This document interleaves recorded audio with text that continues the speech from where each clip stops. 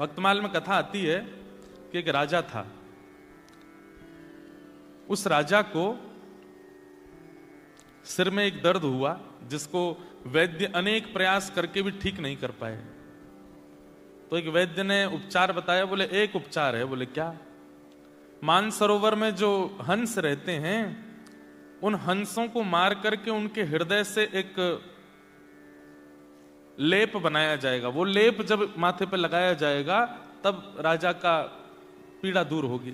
थोड़े थोड़े आगे खिसक आओ पीछे वाले, तो पीछे देखो नहीं, आगे आ जाओ, थोड़े थोड़े आओ। तो बात सुनो।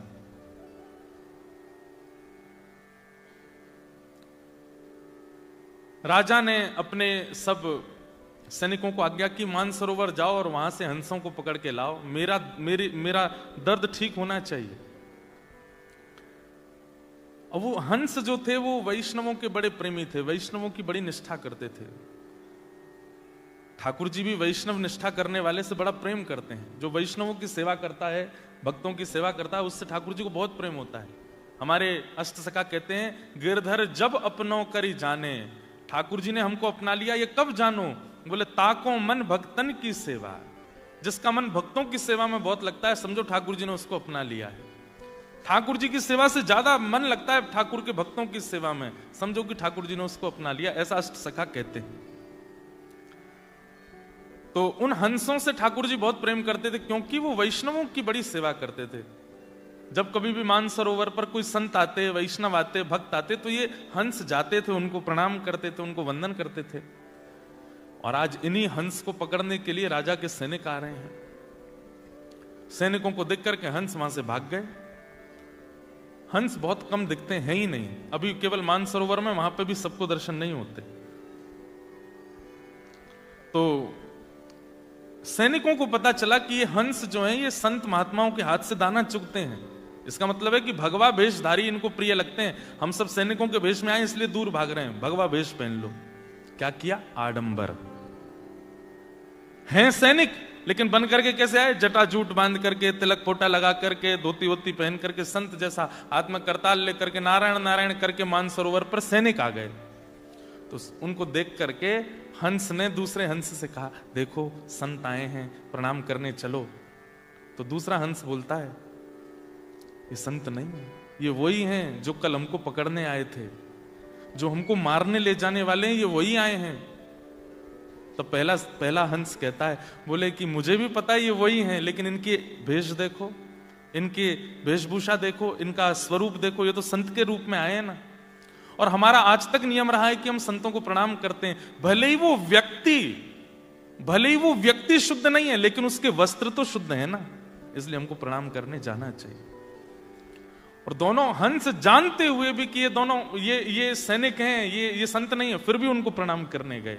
और जैसे ही प्रणाम करने लगे, उन सैनिकों ने तुरंत अपना चोला हटा दिया और हंसों को बंदी बना करके जाले में बांध करके ले गए राजा के यहां। ठाकुर जी इस लीला को देख रहे थे। बहुत ध्यान से सुनना, जिन्होंने ये पत्र दिया वो तो बहुत ही ध्यान से सुनो। ठाकुर जी इस लीला को देख रहे थे और लक्ष्मी जी से बोले, देखो ये दोनों जानते थे कि ये सैनिक हैं, संत नहीं है, लेकिन केवल उनकी वेशभूषा संतों की थी, इसलिए चले गए और प्रणाम। देखो भैया, किसी को आगे करना है व्यवस्था, धीमे धीमे बोलना नहीं, हाँ बहुत धीमे धीमे, हमारा बहुत डिस्ट्रक्शन हो जाता है फिर। क्या बता रहा था? हाँ, लक्ष्मी से भगवान बोले, देखो ये दोनों जानते हैं कि ये संत नहीं है, सैनिक हैं, लेकिन फिर भी अपने जान की बाजी लगा करके प्रणाम करने गए, क्योंकि उनके वस्त्र संतों के थे, रसिकों के थे। लक्ष्मी जी बोली, अब क्या होगा? लक्ष्मी जी तो बोली, ये तो गलत बात है, चतुराई दिखानी चाहिए थी। जब जान गए सामने वाला वैष्णव नहीं है तो फिर उसके पास क्यों गए? ये तो मूर्खता है। ठाकुर जी बोले, तुम नहीं समझोगी। वैष्णवों के प्रति प्रीति का मतलब यह नहीं होता कि वो व्यक्ति विशेष प्रीति के योग्य है। उसके कई बार व्यक्तित्व पर प्रीति नहीं होती, पर उसका बाह्य आवरण भी पूजनीय होता है, वंदनीय होता है। वैष्णवता आवरण से लेकर के हृदय तक सब जगह होती है। किसी का हृदय नहीं होता, लेकिन बाहर का आवरण है तो उसको भी प्रणाम करना चाहिए। भगवान बोले, अब इनकी रक्षा करने मैं जाऊंगा। और ठाकुर जी राजा के यहाँ एक वैद्य बन करके पहुंच गए और बोले, देखो राजन, इन हंसों को मत मारो, मेरे पास एक औषधि है, मैं औषधि लगाऊंगा और औषधि लगाती अगर तुम्हारी पीड़ा दूर ना हो जाए तो कहना, लेकिन अगर पीड़ा दूर हो जाए तो इन हंसों को वापस छुड़वा देना। ठाकुर जी ने अपने हाथ से पे लेप बना करके राजा को लगाया, राजा की पीड़ा दूर हो गई, राजा बड़ा प्रसन्न हो गया। वैद्य को खोजो, कहां है जो मेरा लेप बना के लाया था। ठाकुर जी तो अंतर ध्यान हो गए। तब हंसों ने बताया, बोले कि वो वैद्य कोई और नहीं, ठाकुर जी थे, क्योंकि हम जानते हुए भी तुम्हारे सैनिकों के हवाले हो गए, क्योंकि वो संतों के वेश में थे, इसलिए हमारी रक्षा करने स्वयं ठाकुर जी आए थे। समझ में आई कोई बात? क्या ये शो ऑफ दिखना, किसी के भक्ति के भाव में दोष दिखना, या किसी के प्रति ये भाव रखना कि ये तो केवल पॉपुलैरिटी के लिए या फिर केवल लोगों को दिखाने के लिए भजन करता है, एक बात हमारी बहुत ध्यान से सुन लीजिएगा। ये माथे पर उर्दपुंड अगर विराजमान है ना, तो ये बात निश्चित है कि वो किसी रूप में ठाकुर जी के द्वारा स्वीकार किया जा चुका है। आप उसमें दोष मत देखो। आपको दोष दिख रहा है, वो देखिए, अगर कोई वैष्णवता केवल आवरण और केवल आडंबर के लिए धारण करता है तो उसकी सजा ठाकुर जी देंगे। आप क्यों दे रहे हो? आप तो प्रणाम ही करो, आप तो उसको वंदन ही करो। कोई व्यक्ति भक्ति का आश्रय केवल लोगों के बीच में अपना जमावड़ा बनाने के लिए करता है, आप उसमें दोष मत देखो, आप केवल उसको प्रणाम करो, ठाकुर जी न्याय करेंगे उसका। अच्छा, तेने हमारी भक्ति का केवल पोशाक पहनी लोगों को दिखाने के लिए, आचरण में नहीं लाया, ठाकुर जी देख लेंगे, आप मत देखो। क्योंकि भैया, अगर इस प्रकार व्यक्ति के मनस्थ पर आप लोग चिंता, अब कल हमने कथा सुनाई थी बरसाने में, जब कल सुनी फिर भी ये प्रश्न किया आपने, तो ये इसका मतलब कल सुनी नहीं आपने, जिनका भी ये प्रश्न है। अब कल वहां पर जब राधा बाबा ने भेजा कि जाओ जाकर के रोटी लाओ, तो कैसे थे? खटिया पे पड़े थे, 2 जूते पहन के मटका रहे थे, वहां सुंदर सुंदर फिल्म सितारों के चित्र लगे थे, राजनेताओं के चित्र, फिर भी उनकी रोटी पाई। बाद में खोजने पर पता चला कि वो बाह्य रूप से तो बस दिखावा कर रहे थे कि लोग मुझसे दूर हों, अंतरंग भाव को छुपा रहे थे। तो हमारी आपसे प्रार्थना है, जिसके प्रति भी आपको शो ऑफ की भावना लगी है, अब ये तो हमारे प्रति भी हो सकता है, महाराज जी बड़े हैं, धुआंधार कपड़ा बिल्कुल सफेद पहन के, बालों में हाथ फेरते हुए आते हैं, कथा वथा करते हैं, ये तो, और आप लोग हंस रहे हैं, पर कईयों को दोष दिखता है, कईयों को लगता है, बोले कि ये तो केवल पाखंड है, इनका क्या है, तो अपनी क्या बोलते हैं उसको, दुकान खोल के बैठे हैं, लोगों को बुला रहे हैं या कर रहे हैं, लोगों को दिखता है। देखिए, एक बात सुनो, वास्तव में वैष्णव दर्शन कहते किसको है? आपको माथे पर तिलक दिखाई दिया, गले में कंठी दिखाई दी, वस्त्र पहने हैं, धोती पहनी है, संत है तो जटाजूट है, नहीं तो शिखा है, वैष्णव आवरण दिखाई दे रहा, आप समझते हो कि यही वैष्णवता है? नहीं। हमारे ब्रज में एक बहुत अच्छी कथा याद आई है, ध्यान से सुनना। हमारे ब्रज में एक रसिक संत थे, निम्बार्क संप्रदाय के, श्री भट्ट देवाचार्य जी। तो वैष्णव रूप में रहते थे, 12 तिलक लगाते थे, और 12 तिलक लगा करके, अंकित करके, कंठी आदि पहन करके बढ़िया सुंदर सिंहासन पर बैठ के भजन करते थे। तो उनके बाह्य रूप को देख करके तो कोई भी आकर्षित हो जाता था। तो एक छोटा सा बालक उनके पास गया और दंडवत प्रणाम करके बोला कि महाराज, मुझे आपका तिलक बहुत अच्छा लगा, मुझे आपका स्वरूप बहुत अच्छा लगता है, आपकी बैठने की स्थिति, आपका बोलने का ढंग और आपकी नाम, ये सब चीज से मैं बड़ा आकर्षित हो गया हूं, मुझे आप गुरु दीक्षा दे दीजिए। तो श्री भट्ट देवाचार्य जी बोले, तुमको केवल हमारा तिलक, भजन, बोलने का तरीका और ये सभी प्रिय लगा है, और तुम इसी से ही आकर्षित होकर दीक्षा लेने आ गए हो, 2 बार सोच लो। बोले, मैंने सोच लिया, मुझे तो बस मेरे पलक झपकने का मन नहीं होता, आपको देखता रहूं, ऐसा लगता है कि आपका मुखमंडल कितना सुंदर है, आपके नेत्र कितने सुंदर हैं, आप कितने बढ़िया लगते हो, आप ही मुझे दीक्षा दे दीजिए। तो भट्ट देवाचार्य जी बोले, ठीक है, मैं एक प्रश्न करूंगा, उसका उत्तर सही देना। बोले, बताइए। बोले, तुमको मेरे अलावा और क्या दिख रहा है? तो बालक बोला, आप दिख रहे हैं, आपका आसन दिख रहा है, आपका तिलक दिख रहा है, आपके सामने पोथी रखी है वो दिख रहा है, आपके हाथ में माला है, आपकी शिखा दिख रही है, आदि आदि जो जो बाह्य रूप था वो सब बता दिया। तो भट्ट देवाचार्य जी हंसे और बोले, अभी तुम दीक्षा के योग्य नहीं हो।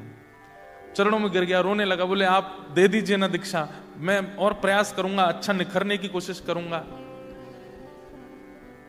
तो भट्ट देवाचार्य जी बोले, दीक्षा के बाद मैं कोई आज्ञा करूंगा तो तुम मानोगे? बोले हाँ मानूंगा। तो बोले मैं पहले आज्ञा कर देता हूं, बाद में दीक्षा दूंगा।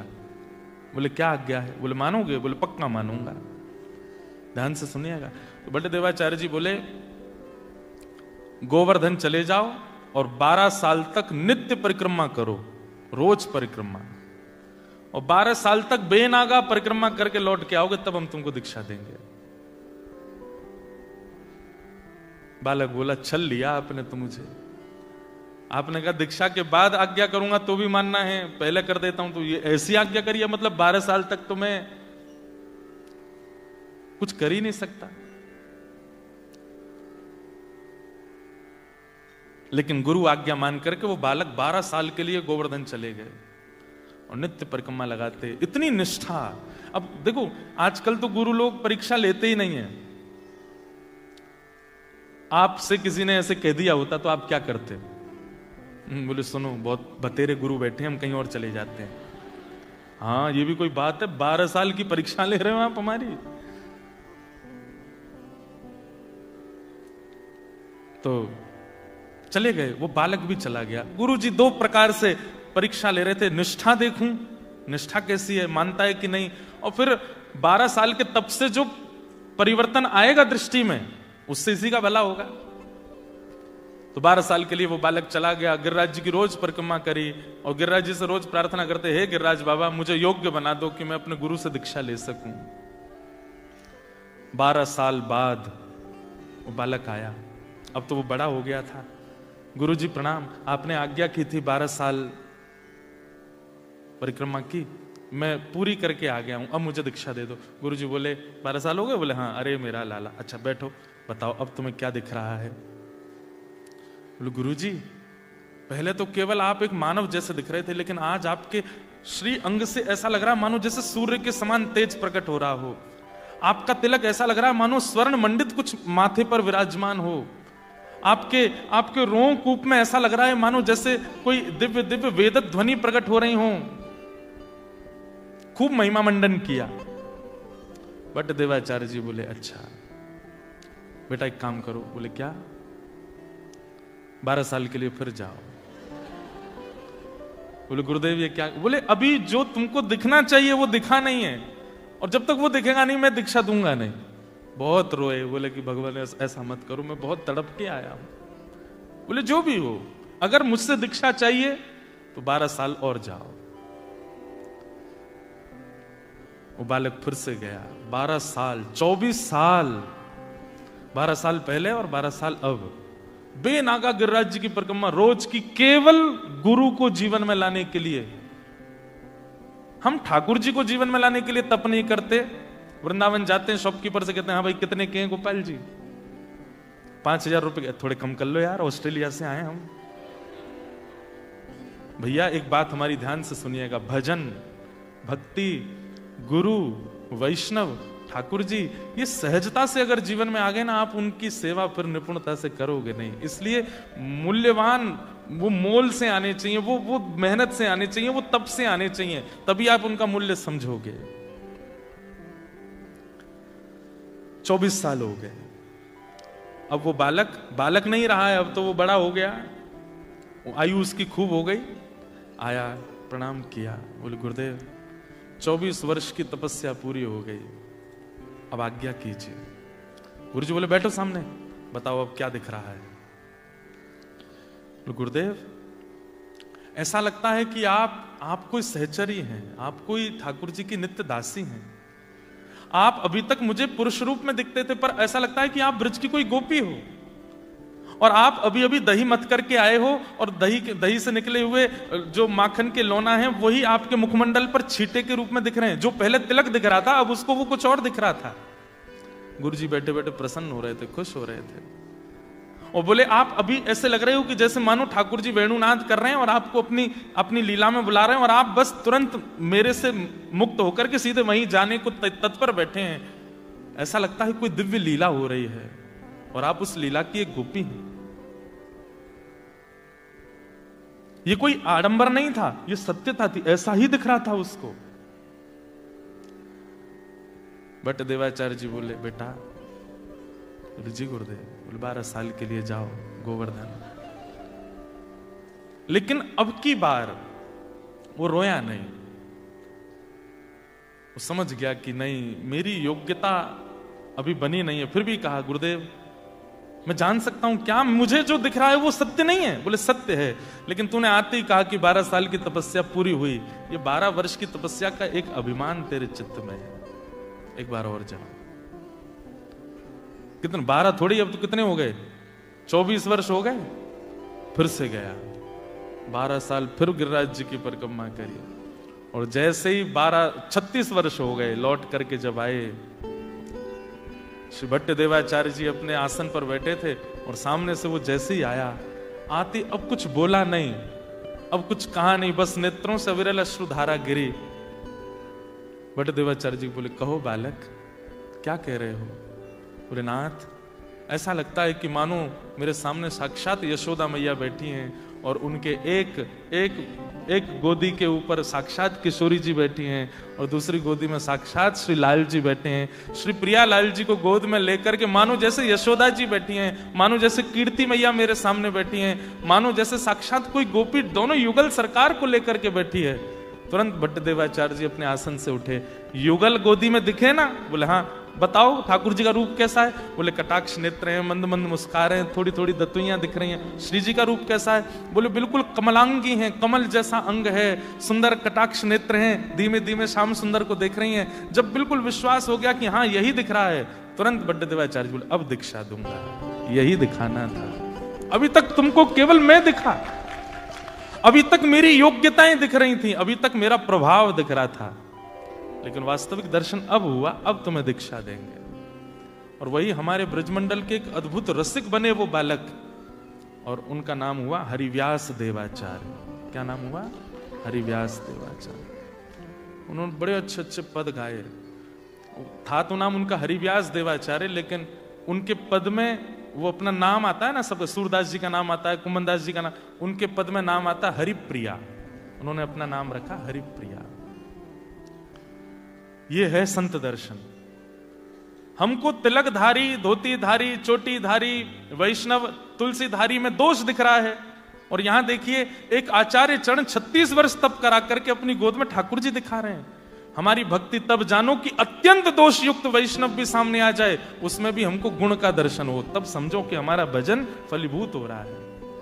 कोई आपसे आकर के कहे, बोले वो सिडनी वाले भैया है ना, वो पूरे दिन नाम जप करते रहते हैं, बोले हाँ अरे वो ऐसे ही हैं, वो ऐसे ही हैं, उनकी बातें ऐसी हैं, उनके काम ऐसे ही हैं, आदि आदि सब बातें। लेकिन आपके मन में क्या है? भैया देखो मेरे सामने उनकी निंदा मत करो, ठीक है वो होंगे जैसे भी हों, पर मुझे उनके बारे में ऐसा मत बोलो। ऐसी स्थिति जब हो जाए, दोष अन्यस्य दोष गुण चिंतनमाशु मुक्त्वा, दूसरे के दोष और गुण सुनने में आपकी रुचि बंद हो जाए, तब समझो कि आप वैष्णव हो, आप भक्त हो।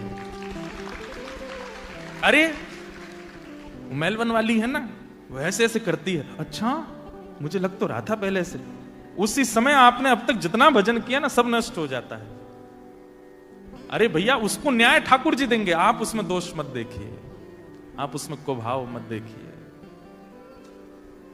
हम कथा करते हैं तो कई अन्य कथाकार वो कभी कभी कुछ गलत भी बोलते हैं, ये तो ऐसे हैं, ये तो वैसे हैं। अब मुझे कोई आके बोलता, बोल महाराज जी वो वाले महाराज जी आपके लिए ऐसा ऐसा कह रहे थे, तो मेरे मन में भाव आता, मैं देखो एक मेरी बात सुनना भाई, वो भी कथा करते हैं ना, बोले हाँ उनको व्यासपीठ मिली है, इसका मतलब क्या? उनमें कोई गुण है, ठाकुर जी ने कोई गुण देख के उनको व्यासपीठ पर बैठाया है, इसलिए वो क्या कहते हैं मुझे उसकी चिंता नहीं, पर वो स्मरण तो करते हैं ना मेरा, भले ही दोष भाव से करते हैं, उनको याद तो आती है ना हमारी, आने दो। ऐसे विचार बनाओ, ऐसा एक हरि व्यास उनका एक पद सुना दें, जिनकी 36 वर्ष की तपस्या थी। 36 वर्ष में वास्तव में गुरु जी ने उनको हरिव्यास देवाचार्य बनाया। उनका एक बहुत सुंदर, ऐसे तो बड़े सुंदर सुंदर पद हैं उनके, लेकिन एक बहुत सुंदर पद है, जीवन धन राधा वल्लभ लाल, जीवन धन राधा वल्लभ लाल, जीवन धन राधा वल्लभ लाल, जीवन धन राधा वल्लभ लाल, कृष्ण वल्लभा रसिक राधा, कृष्ण वल्लभा रसिक राधा, कृष्ण वल्लभा रसिक राधा, कृष्ण वल्लभा रसिक राधा, वारिज बदने परम धन राधा वल्लभ लाल, परम धन राधा वल्लभ लाल, जीवन धन राधा वल्लभ लाल, जीवन धन राधा वल्लभ लाल। किसी ने पूछा, आप ये युगल भाव क्यों गा रहे हो? जीवन धन राधा वल्लभ लाल, उनकी रूप माधुरी का वर्णन कर रहे हो, गोरी श्यामा जी हैं, तमाल, तमाल एक वृक्ष है। आप लोग जब 84 कोस की व्रज यात्रा करेंगे ना, तो बीच बीच में तमाल वृक्ष आते हैं, तो कहीं कहीं ऐसी आज्ञा करते हैं कि इस वृक्ष को हृदय से लगाओ। तो तमाल वर्ण के जो वृक्ष हैं वो कृष्ण का ही रूप माने जाते हैं, इसलिए आज भी पैदल यात्रा करने वाले लोग जब भी तमाल वृक्ष देखते हैं उसको ऐसे हृदय से लगाते हैं, क्योंकि उसकी आकृति और उसका रंग कृष्ण जैसा ही होता है। इसलिए कई जगह श्री कृष्ण के वर्ण को तमाल वृक्ष से वर्णित किया गया। तो किसी ने पूछा कि श्री हरिव्यास जी, आप ये स्तुति क्यों गा रहे हो, चाहते क्या हो? तब अंतिम पंक्ति में अपने भाव कहते हैं, बसहु निरंतर श्री हरि पिया हिय, बसहु निरंतर श्री हरि पिया हिय, आनंद रूप रसा, आनंद रूप रसा, जीवन धन राधा वल्लभ लाल, जीवन धन राधा वल्लभ लाल, परम धन राधा वल्लभ लाल, परम धन राधा वल्लभ लाल, जीवन धन राधा वल्लभ लाल,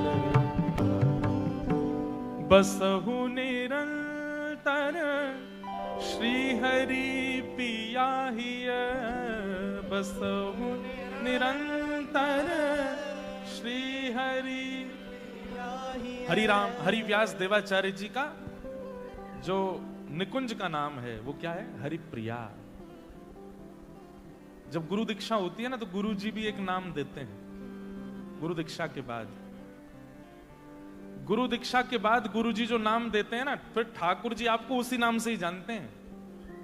फिर आपका जो माता पिता के द्वारा प्रदत्त नाम है उससे आपको ठाकुर जी नहीं जानते। इसलिए हमारे यहाँ नियम कहते हैं कि जब दीक्षा हो जाए तो गुरु जी जो नाम दें, पूरी दुनिया में तो आप माता पिता वाले नाम को रखो, जॉब में भी उसी नाम को रखो, सोशल अकाउंट पे भी उसी नाम से रहो, दुनिया में उसी नाम से जाओ, पर जब जब ठाकुर जी के सामने जाओ, अपने गुरु द्वारा प्रदत्त नाम से ठाकुर जी को प्रणाम करो। हे नाथ, हरिप्रिया दासी का आपको प्रणाम। अब नाम आपका भले ही कुछ भी है, लेकिन गुरु जी ने हरिप्रिया दासी रखा है, तो उसी नाम से प्रणाम। बड़े बड़े रहस्य हैं भैया। जब आप अपना गुरु प्रदत्त नाम बोलते हैं ना ठाकुर जी के आगे, फिर ठाकुर जी के मन में इच्छा प्रकट होती है कि अरे ये उस परंपरा के शिष्य हैं, चलो इनको अब निकुंज का आस्वादन कराया जाए। आप अनुभव करेंगे कि कभी कभी स्वप्न में, कभी कभी भाव में, कभी कभी इमेजिनेशन में ठाकुर जी की लीलाएं दिखेंगी। क्योंकि गुरु क्या करते हैं, हाथ पकड़ करके संसारी भाव से निकुंज में प्रवेश कराते हैं। इसलिए हरिव्यास देवाचार्य जी का निकुंज का नाम क्या है, हरिप्रिया। तो वो क्या कह रहे हैं, बसहु निरंतर हिय श्री हरिप्रिया, आनंद रूप रसाल जीवन धन राधा वल्लभ। तो अब एक प्रश्न में पूरी कथा ही हो गई, लेकिन कोई हम विषय से बाहर नहीं गए हैं। जो वृत्रासुर का विषय है वो यही है, दासानुदासो भवतास्म भूयः। भैया एक बात सीधी हमारी अब स्पष्ट रूप से मेलबर्न वाले जान लो, सीधे ठाकुर जी के चरण मत पकड़ो। ठाकुर जी अब तक घर में सेवा करा रहे हैं, ठीक है, उनकी सेवा करो, पर उनसे भी ज्यादा इन रसिकों। अब हरिव्यास देवाचार्य जी का एक ग्रंथ है, उसका नाम है महावाणी। क्या नाम है? उसमें सुंदर सुंदर पद लिखे हैं, लीलाएं लिखी हैं ठाकुर जी की। और कोई योग्य हो तो उसको पढ़ सकता है, लीलाओं का आस्वादन कर सकता है। रसिकों के चरित्र सुनिए, भक्तमाल जी का पाठ कीजिए, रसिक जनों की कथाएं सुनना प्रारंभ करो, जीवन में परिवर्तन आने लग जाएगा, ठाकुर जी प्रसन्न हो जाएंगे। तो जिनको शो ऑफ दिखा है उसको बदलने की जगह खुद को बदल लीजिए। अब ये तो एक ही हैंड राइटिंग है, ये सारे पत्र एक ही के हैं। किसी ने कहा है, राधे राधे महाराज जी, मुझे पूछना है कि जो गीत गोविंद हम गाते हैं तब जगन्नाथ जी आते हैं क्या? हाँ बिल्कुल आते हैं। श्री भक्तमाल जी में नाभा गोस्वामी कहते हैं, ता सुनवे राधा रमण अवश्य पधारे। बल्कि वहां तो शब्द राधा रमण है, राधा रमण जगन्नाथ जी एक ही बात है। अगर कोई व्यक्ति गीत गोविंद का पाठ करता है,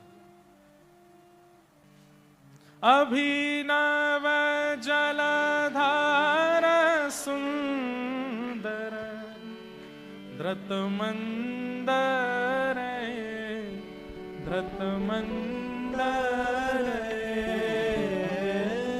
श्रीमुख चंद्र चकोर जय जय दे। अब देखो, बुरा नहीं मानना, जिनको याद नहीं है वो ऐसे देख रहे हैं ये हुआ क्या, इन्होंने एक लाइन गाई सब क्यों गाने लगे।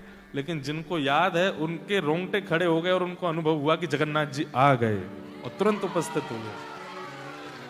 ये गीत गोविंद है, श्री जयदेव महाप्रभु के द्वारा विरचित, जो जगन्नाथ महाप्रभु को इतना प्रिय है, इतना प्रिय है कि श्री नाभा जी को लिखना पड़ा कि अगर कोई गीत गोविंद का पाठ करता है, चाहे वो ऑस्ट्रेलिया में करे, अमेरिका में करे, कनाडा में करे, ब्रह्मांड के किसी कोने में करे, अरे स्पेस पे जाके वहां भी करे, तो पहला शब्द प्रकट होते ही ठाकुर जी उसके सामने आ जाते हैं। उसकी योग्यता नहीं है कि उसको दिखे ना, लेकिन भगवत उपस्थिति का एक सबसे बड़ा प्रमाण बताएं कि कोई भगवत बात हुई और उस बात को सुन के या उस भाव को सुन के आपके रोंगटे खड़े हो जाएं, समझ जाओ कि ठाकुर जी आ गए। दूसरा, नेत्र सजल हो जाएं तो समझ जाओ ठाकुर जी आ गए। तीसरा, आपकी जो द्वंद्व है, जो पीड़ा है, जो विचार हैं, वो सब शून्य हो जाएं, समझ जाओ ठाकुर जी आ गए। तो जिन्होंने ये भाव कहा है कि गीत गोविंद सुन के ठाकुर जी आते हैं, निश्चित आते हैं। क्या हम गीत गोविंद तब गा सकते हैं जब जगन्नाथ जी बीमार होते हैं? जगन्नाथ जी बीमार पड़ते हैं ना स्नान पूर्णिमा के बाद, क्योंकि ये भाव मन में इसलिए आया कि फिर बीमार भगवान जी को आना पड़ेगा। वाह, कितना सुंदर भाव है कि किसी का भाव है कि महाप्रभु जगन्नाथ जी जब बीमार पड़ जाते हैं तब नहीं गाना चाहिए, क्योंकि वो बेचारे बीमार हैं। अब कई लोगों के मन में प्रश्न आ रहा होगा, बताओ ये भी कोई बात है, जगन्नाथ जी बीमार पड़ते हैं? हाँ पड़ते हैं। महाप्रभु जगन्नाथ जी मानव लीला करते हैं, मानवों की तरह लीला करते हैं, और बीमार पड़ने के बहुत सारे कारण हैं। उसमें एक कारण यह है, एक माधवदास नाम का भक्त था, वो नित्य दर्शन करने जाता था, लेकिन उसको रोग हो गया और वो दर्शन नहीं कर पा रहा था। तो ठाकुर जी बोले ठीक है तुम्हारा रोग हम ले लेते हैं। एक तो उसके लिए ठाकुर जी ऐसे हो जाते हैं। दूसरा एक रहस्य बताएं आपको, जगन्नाथपुरी में एकादशी नहीं होती। श्री जगन्नाथ भगवान एकादशी नहीं करते और ना किसी को करने देते हैं, बल्कि जगन्नाथपुरी में नियम है कि एकादशी वाले दिन तो आकंठ पाना चाहिए और दिन से ज्यादा। ये नियम है। अगर कोई व्यक्ति एकादशी का नियम पालन करता है जगन्नाथपुरी में, ठाकुर जी टेढ़ी टेढ़ी नजर से देखते हैं उसको, बोले दारी के बाहर जाके कर, यहां मत करे, यहां तो खूब खा चकाचक। अच्छा, उसके पीछे कारण, एकादशी पर अन्न नहीं पाया जाता, और अन्न जो है वो मानव के द्वारा बनाया जाता है, मानव के द्वारा सिद्ध किया जाता है। पर जगन्नाथपुरी में जो प्रसाद है वो महाप्रसाद है, और उसको लक्ष्मी मैया बनाती हैं। लक्ष्मी जी का हाथ स्पर्श होने के बाद वो अन्न नहीं रहता, वो प्रसाद हो जाता है। इसलिए प्रसाद से एकादशी नहीं टूटती है, इसलिए महाप्रसाद पाया जाता है।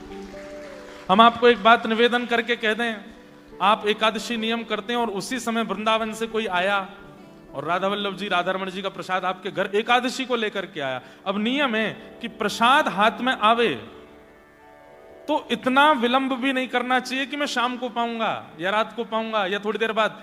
कहते हैं कि कोई कहे कि लीजिए वृंदावन से प्रसाद, तुरंत खोल करके, भले ही कैसा भी लगे, तुरंत ले, एक दाना तो रख ही लीजिए मुख में। ये प्रसाद का नियम है। इसके पीछे कारण बताते हैं, बोले तुमने छोड़ दिया, 1 घंटा बाद पाएंगे, अगले आधे घंटे में मृत्यु हो गई तो, प्राण निकल गए तो। इसलिए प्रसाद जब आ जाए सामने, भले ही पेट भरा है, भले ही आप किसी अवस्था में, कुछ भी, कोई कह दे ये प्रसाद है, प्रसाद शब्द सुनते ही तुरंत एक तिनका ही सही लीजिए और तुरंत मुख में धर लीजिए। कई लोग ऐसा विचार करते हैं, एकादशी होती है, अन्न कैसे पावें, प्रसाद तो है लेकिन अन्न तो है, टूट जाएगा। पर नहीं, आप उसके प्रति अन्न बुद्धि नहीं रख सकते हो, वो प्रसाद है। और अगर उसके प्रति प्रसाद बुद्धि है तो प्रसाद से एकादशी नहीं टूटती, इसलिए उसको पा लीजिए तुरंत। अन्न पाने को निषेध है। तो किसी का भाव है कि उस दिन क्यों गाँव में बढ़िया अच्छा मत गाएगा, हम तो नियम बताते हैं कथा में, गाड़ी चल रही हो खूब तेज रफ्तार में, उस समय गीत गोविंद मत गाना। ठाकुर जी कहेंगे नहीं धीरे कर ले, मुझको दौड़ो ना जा रो। गीत गोविंद कब गाना चाहिए? जब आप व्यवस्थित बैठे हो, आनंद से बैठे हो, आसन लगा करके, उस पर इत्र लगा करके, बिल्कुल मंद, ठाकुर जी को श्रम ना हो, ये विचार करके गीत गोविंद का पाठ करना चाहिए। ठाकुर जी निश्चित आते हैं। गृहस्थ में पति भक्ति में नहीं है, परंतु मैं हूं, मुझे दीक्षा लेने का बहुत मन है, क्या मैं दीक्षा ले सकती हूं? और बहुत असमंजस है कि किस संप्रदाय से लेनी चाहिए, आदि आदि। पहली बात, असमंजस व्यक्ति को दीक्षा नहीं लेनी चाहिए। आपको पहले तो यही असमंजस है कि संप्रदाय देखिए, गुरु हम कथा में बताते हैं कि जिनकी वाणी आपको कृष्ण के समीप ले जा रही हो, जिनके विचार आपको और अच्छा बना रहे हो वैष्णवता में, जिन दोषों को आप कभी नहीं छोड़ पाए, जिन दुराचारों को आप कभी त्याग नहीं पाए, जिनके आने से वो सब स्पष्ट होने लग जाए, वो गुरु हैं आपके। फिर चाहे वो जिस संप्रदाय से हो, आप उनकी शरणागति ले सकते हैं। लेकिन अगर पति अनुकूल नहीं है, उनके भाव नहीं है, तो प्रतीक्षा करो, किशोरी जी से प्रार्थना करो, मानसिक गुरु बना लीजिए किसी को, क्योंकि फिर बेवजह द्वंद्व होगा घर में और फिर अपराध गुरु जी को भी लगेगा। इसलिए किशोरी जी से प्रार्थना करो, इनको हम अपने मन से गुरु मानते हैं, ये हमारे मन से गुरु बने रहें। अब जब पति अनुकूल हो जाएगा तब हम देह की दीक्षा कर लेंगे, ठीक है? शरीर की दीक्षा तो तब तक नहीं करनी जब तक व्यवस्था अनुकूल ना लगे। बहुत सारे प्रश्न हो गए, सबको प्रणाम है, क्योंकि बाकी सारे प्रश्न ऐसे हैं जिनका उत्तर हम दे ही देते हैं, और जिनके रह गए हैं हम रात में सब रीड आउट करेंगे। कल कथा क्रम में ही आपके उत्तर मिल जाएं, ऐसी प्रार्थना रखेंगे। दासानुदासो भवतास्मि भूयः। इस 3 दिन के सत्र से आपको यही निर्माण करना है कि ठाकुर जी के दासों के प्रति आपकी दासत्व की भावना आवे, ठाकुर जी के जनों के प्रति आपकी दासत्व की भावना आवे। और ये अगर हो गया तो भगवत मिलन बहुत सहज हो जाएगा। ठाकुर जी के पास सीधे जाएंगे, वैकुंठ है उनके पास देने को, लेकिन ठाकुर जी के भक्तों के पास तो निकुंज है, वृंदावन है, यमुना जी हैं, गिरिराज जी हैं, गोवर्धन है, भांडीरवन है, गोकुल है, ये सब दे सकते हैं वैष्णव चाहें तो। इसलिए वैष्णवों की शरणागति करो, ठाकुर जी को भजवे वारेन के दास बनो। और क्या कहते हैं? मनस्मरेता सुपतेर गुणांस्ते गृणीत वा कर्म करो तुकाय। वृत्रासुर कहते हैं कि नाथ, एक तो मुझे आपके दासों का दास बना दीजिए, और क्या कीजिए? बोले मेरा मन सदैव आपका स्मरण करता रहे, आपके गुणानुवाद मेरी जिह्वा गाती रहे, आपके ही गुणानुवादों को मैं सुनकर के अपने कर्म से, अपनी काया से कर्म करूं, हाथों से सेवा करूं, पैरों से प्रदक्षिणा करूं, मेरा सर्वांगीण अंग आपकी सेवा में लग जाए नाथ, ये कृपा करो। इसका मतलब क्या है? सर्वांगीण अंग को सेवा में लगाने की क्षमता ठाकुर जी नहीं दे सकते, वैष्णव दे सकता है, भक्त दे सकते हैं। ठाकुर जी के जो वैष्णव है वो दे सकते हैं। दर्शन को नैना तपे, वचन सुनन को कान, मिलवे को हियरा तपे, हिय के जीवन प्राण, गोवर्धन वासी सांवरे, गोवर्धन वासी सांवरे। जैसे आंखों को दृश्य चाहिए, कानों को स्वर चाहिए, जीव को रस चाहिए, हाथों को स्पर्श चाहिए, और पैरों को नरमता चाहिए चलने के लिए। सब विभाजित हैं। आंख कुछ और चाहती है, कान कुछ और चाहते हैं, जीव कुछ और चाहती है, नासिका कुछ और चाहती है, त्वचा कुछ और चाहती है, हाथ कुछ और चाहते हैं, पैर कुछ और चाहते हैं। लेकिन भक्ति पथिक तो तब माने जब नेत्र से लेकर चरण तक सब केवल कृष्ण को चाहे। आंख केवल कृष्ण को देखना, कान केवल कृष्ण को सुनना, जीव केवल उनके प्रसाद का आस्वादन, त्वचा केवल उनका स्पर्श, और पैर केवल उनकी प्रदक्षिणा। समझ रहे हैं हमारी बात? अभी क्या होता है, यहां बैठे कई भक्तों में ऐसी स्थिति होगी, कई लोगों को ठाकुर जी के दर्शन करने में आनंद नहीं आता। उनसे कहो बिहारी जी चलो, अरे कहा करो, बहुत भीड़ है, धक्का पड़ेंगे, ये होगा वो होगा। अच्छा कथा सुनने चलो, अरे क्या सुनना वहां बैठ के, क्या नींद आने लगती है हमको। तो नेत्रों में भक्ति नहीं है, कानों में भक्ति नहीं है, लेकिन उनसे कहो अरे देखो श्री राधा वल्लभ लाल जी का प्रसाद आया, हाँ प्रसाद पवा दो भैया, वृंदावन जाओगे पेड़ा जरूर लेकर के आना। जीव में भक्ति है, मतलब जीव कृष्ण रस चाहती है पर नेत्र नहीं, कान नहीं। ऐसी क्या होता है, हम सब अपने अंदर देख, आप सब लोग विचार कीजिए, ऐसी कौन सी इंद्रिय है हमारी जो कृष्ण भक्ति में नहीं है। किसी किसी को सेवा की बड़ी रुचि होती है, ऐसा श्रृंगार करते हैं ठाकुर जी का कि बस पूछो नहीं, इतने प्यारे लगते हैं। किसी किसी के ठाकुर जी घर में जाते हैं जब देखने के लिए, ऐसी सुंदर सुंदर नई नई पाग पहनाएंगे, ऐसे सुंदर पत्रावली करेंगे, सुंदर सुंदर जड़ाऊ पोशाक पहनाएंगे, लेकिन केवल श्रृंगार में रुचि है। उनसे कहो कथा सुनो, कथा में रुचि नहीं, श्रृंगार में रुचि है। कई लोगों की कथा में बड़ी रुचि होती है, कथा सुनना अच्छा लगता है। अब कौन से महात्मा आ रहे हैं, अब कौन से संत आ रहे हैं, अब कौन से रसिक आ रहे हैं, अब कौन से भाव भक्त आ रहे हैं, कथा सुन लेंगे, लेकिन कथा में सुनाई गई बातों को इंप्लीमेंट बिल्कुल नहीं कर सकते, बस सुनने की रुचि है। वास्तविक भक्ति पथिक तब माने जब हमारी प्रत्येक इंद्रिय केवल कृष्ण रस चाहे। हनुमान जी महाराज पूरे दिन राम जी की सेवा में रहते, बहुत ध्यान से सुनना, लेकिन जैसी शाम होती तो राम जी कनक भवन की ओर जा रहे होते थे।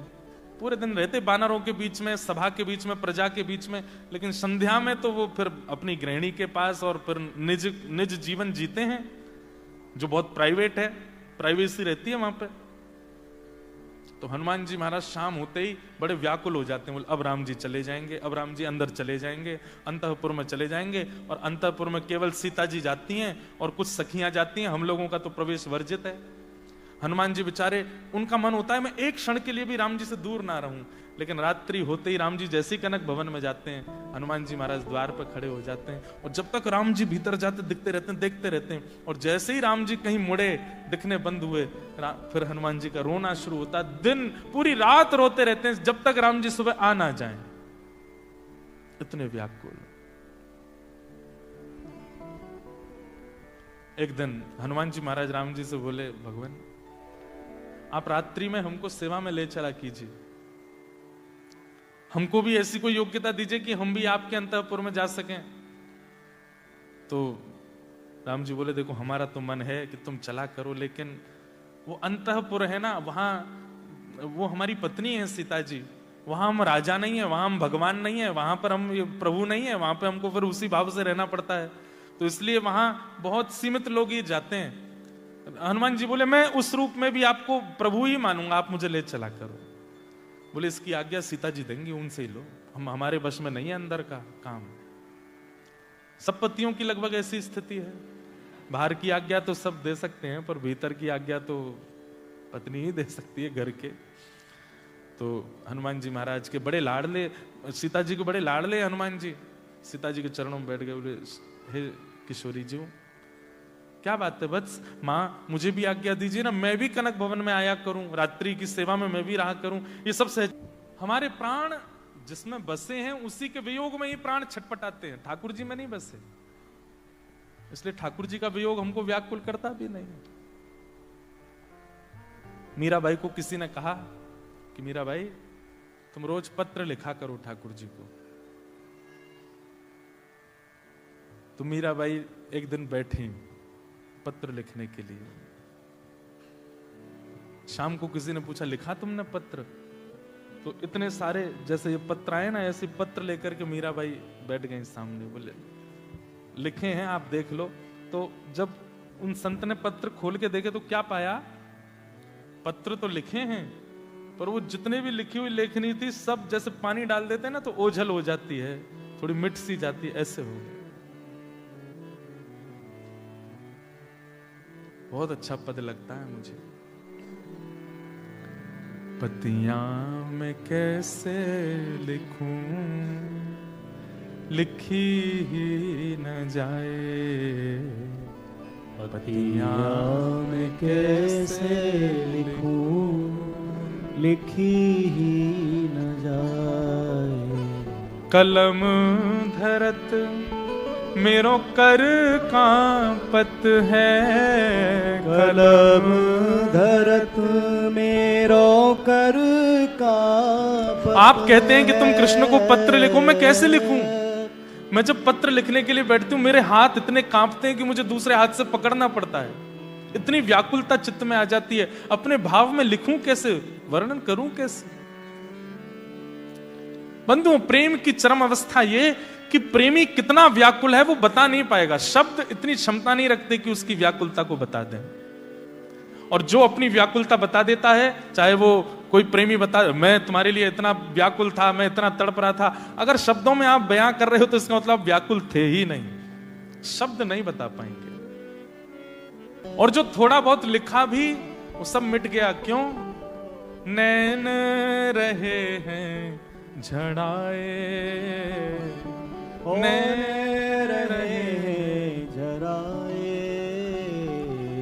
पतियां मैं कैसे लिखूं, लिखी ही न जाए, पतियां मैं कैसे लिखूं, लिखी ही न जाए। ये व्याकुलता होती है।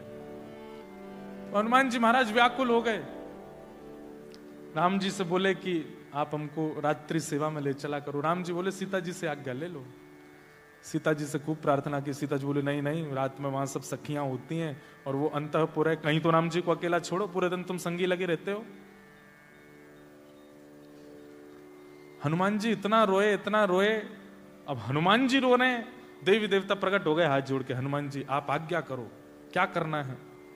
तो हनुमान जी बोले, मेरा दुर्भाग्य है कि मैं हनुमान हूं, मुझे सहचरी बना दो, मुझे कोई सखी बना दो। मैं भी कोई नथनी पहन करके, चुनरी ओढ़ करके कोई कन्या बन जाऊं और मुझे राम जी के अंतःपुर में जाने का अवसर मिले। अब ये तो सब देवी देवता हाथ जोड़ खड़े रहे, बोले कि ये हम कैसे कर सकते हैं, और हमको दंड और लगेगा कि हनुमान जी को छोरी बना है।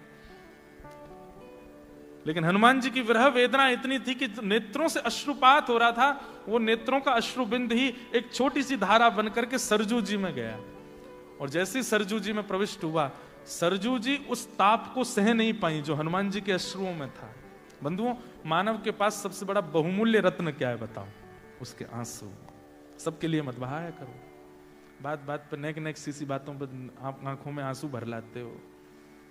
सबके लिए अश्रु नहीं होने चाहिए, और संसार के लिए तो बिल्कुल नहीं होने चाहिए। पत्नी, पति, बच्चे, खानदान, इनके लिए मत रोया कीजिए। एकांत में अपने ठाकुर जी के सामने कभी बोले, नाथ कितना दूर भेज दिया आपने हमको ऑस्ट्रेलिया। एक बात बताएं आपको, विदेश में रहने वाले भक्त एक भक्ति में निपुण हो सकते हैं, वो चाह जाएं तो, प्रेम विरहा भक्ति। हम वृंदावन वालों को नहीं हो सकती। क्यों? हम तो पास ही रहते हैं ना। जब चाहो मुंह उठा के राधारमण जी चले गए, जब मन किया राधा वल्लभ जी चले गए, जब मन किया बिहारी जी चले गए, गिरिराज जी परिक्रमा लगाए आए, यमुना जी के दर्शन कर आए, वृंदावन की परिक्रमा कर आए, कभी किसी महात्मा से मिले आए, कभी किसी संत के दर्शन कर आए। चलते बढ़ते हमको तो संत महापुरुष दिखते रहते हैं, हम लोगों को विरह होता ही नहीं है। आप इतनी दूर हो इस बात का कई दुर्भाग्य मानते हैं कि हम इतनी दूर क्यों हैं, पर ये बहुत बड़ा सौभाग्य। जब तक हो इतना विरह प्रेम अपने चित्त में प्रकट कर लो कि जब वृंदावन प्राप्त हो ना, तो दो नेत्रों से नहीं, रोम रोम से अश्रु प्रकट हो जाए। वो आपको आप उसके लिए सौभाग्यशाली हो। ठाकुर जी अति दूरी उसको देते हैं जिसके अंदर ठाकुर जी को अत्यंत प्रेम घोलना होगा। इसलिए ब्रजवासियों को छोड़ के भी गए थे ठाकुर जी, क्योंकि वो प्रेम विरह में परिवर्तित करना था। आप लोग एक प्रकार से ब्रजवासी ही हो। ठाकुर जी ने इतनी दूर हमारे भेज दिए ताकि आपके चित्त में विरह प्रेम प्रकट हो, वो व्याकुलता ठाकुर जी के लिए प्रकट हो। देखो हमारी बात पे मोहर लग रही है, वर्षा हो रही है भाई। मैं विरह की बात आपको बता रहा हूं। रो ऑस्ट्रेलिया का आकाश रहा है कि कभी ऐसी हवा चले कि हम भी बरसा ना जाके बरसे। यहां ऑस्ट्रेलिया में बरसते रहते हैं पूरे दिन। कथा आप लोग सुन रहे हैं, पर व्याकुलता यहाँ की वायु को भी तो लगता होगा ना कि हम भी कभी बह के वृंदावन चले जाएं। यहाँ के बादलों को भी लगता होगा कि हम कभी वृंदावन चले जाएं। सबसे ज्यादा व्याकुल तो समुद्र होता है। बोले मैं तो कोनों में ही रहता हूं, मेरे को कब अवसर मिलेगा धाम जाने का? मुझे तो अवसर ही नहीं मिलता। इसलिए यमुना जी ही धाम की रज लेकर के जाती हैं, समुद्र को प्रदान कर देती हैं। कौन की? मेरी ठाकुर जी ऐसा काउ दिन डंडा मारेंगे ना, अपनी जय जयकार करावे। तो हमारी बात सुनो, क्या बता रहा था मैं? हाँ, तो हनुमान जी का अश्रु जल बहते हुए गया। सरजू जी उस ताप को सह नहीं पाई और तुरंत सरजू जी प्रकट हो गए। सरजू मैया और हनुमान जी के पास जाके बोली, हे हनुमंत लाल, क्या इच्छा है? बोले मुझे सहचरी रूप दे दीजिए। तो हनुमान सरजू मैया बोली, सहचरी रूप दे देंगे, क्या करोगे? बोले पूरे दिन तो हनुमान बन करके राम जी के साथ रहूंगा, रात में सहचरी बन करके निज कक्ष में जाऊंगा।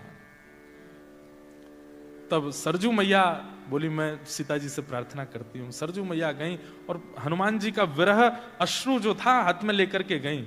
वो ऐसे तप रहा था जैसे कुछ सिक्के को जला देते हैं ना तो वो लिक्विड फॉर्म हो जाता, लाल लाल हो जाए, ऐसे वो अश्रुबिंद तप रहा था। सरजू मैया ने जाकर के सीता जी को देखा। सीता जी बोली, अरे ये क्या है? बोले ये हनुमान जी का अश्रुबिंद है, वो इतना तड़प रहे हैं अंतःपुर की सेवा पाने के लिए, आप कृपा कर दो। तब सीता जी बोली, इतनी व्याकुलता है, मैं अंतःपुर की सेवा इसलिए नहीं देती कहीं यहां पर राम जी के प्रभुत्व को ना देख करके, उनके राजा वेश को ना देख करके, उनके सहज भाव को देख के किसी के चित्त में दोष ना आ जाए। लेकिन हनुमान जी तो पूर्ण योग्य हैं, जाओ उनको कह दो आज से संध्या होते ही वो चंपक लता सखी के रूप में आएंगे और अंतःपुर की सेवा करेंगे। और श्री हनुमान जी महाराज संध्या होते ही अंतःपुर में चले जाते, फिर मिलते नहीं हैं। कहाँ हैं? बोले भीतर चंपक लता जी के रूप में, चारुशिला जी के रूप में सेवा में रहते हैं। और क्या सेवा करते हैं? वीणा बजाते हैं पूरी रात। राम जी को सुख आस्वाद, इसे कहते हैं भक्ति। एक क्षण भी रहा ना जाए ठाकुर जी के बिना। तो वही बात यहां पर वृत्रासुर कह रहे हैं, क्या? मनस्मरेता सुपतेर गुणांस्ते गणित वाक् कर्म करो तु कायः। मेरी शरीर में जितनी इंद्रियां हैं, इन प्रत्येक इंद्रियों की इच्छा केवल आप बन जाओ। नेत्रों को आप प्रिय लगते हो, कानों को ना लगे ऐसा नहीं हो। कानों को भी आप चाहिए, नेत्रों को भी आप चाहिए, नासिका को भी आप चाहिए, जिह्वा को भी आप, हाथों को भी आप, पैरों को भी आप। बंधुओं, एक नियम बना लीजिए। अब ऑस्ट्रेलिया में रहना है, सब देखना है, सब खाना है, सब सहना है, पर यह नियम बना लीजिए कि प्रत्येक इंद्रिय को भगवत वस्तु प्रदान दिन में एक बार तो करनी है।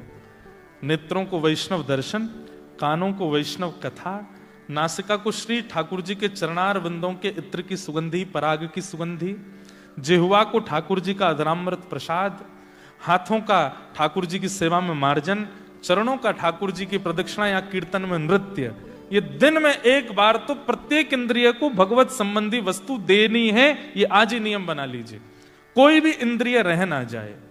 कितनी इंद्रियां होती हैं शरीर में? कितनी होती है? नहीं, हम ऑस्ट्रेलिया वाले हो ना, इतना कैसे पता होगा? 10 इंद्रियां होती हैं। कितनी? 5 ज्ञानेंद्रिय और 5 कर्म इंद्रिय। तो ज्ञानेंद्रियां तो केवल इतने में ही हैं जिनसे आपको कुछ पता चलता है। जैसे मेलबर्न सुंदर है, कैसे पता चलता है? पहली ज्ञानेंद्रिय। बेंजो बहुत मीठा बज रहा है, महाराज जी ठीक ठाक गा रहे हैं, कौन बताता है? कान, दूसरी ज्ञानेंद्रिय। सुगंधी बहुत अच्छी है, नासिका, तीसरी ज्ञानेंद्रिय। प्रसाद बहुत मधुर है, चौथी ज्ञानेंद्रिय। मेलबर्न में बहुत ठंड है, त्वचा, 5वीं ज्ञानेंद्रिय। ये 5 ज्ञानेंद्रिय और हाथ, पैर, मुख और 2 गुप्त इंद्रिय, उपस्थ इंद्रिय, ये 10 इंद्रियां हो गए। इन 10 इंद्रियों से भगवत भाव होना चाहिए। अब प्रश्न सबके चित्त में आया होगा कि 2 गुप्त इंद्रिय कैसे भजन करेंगी?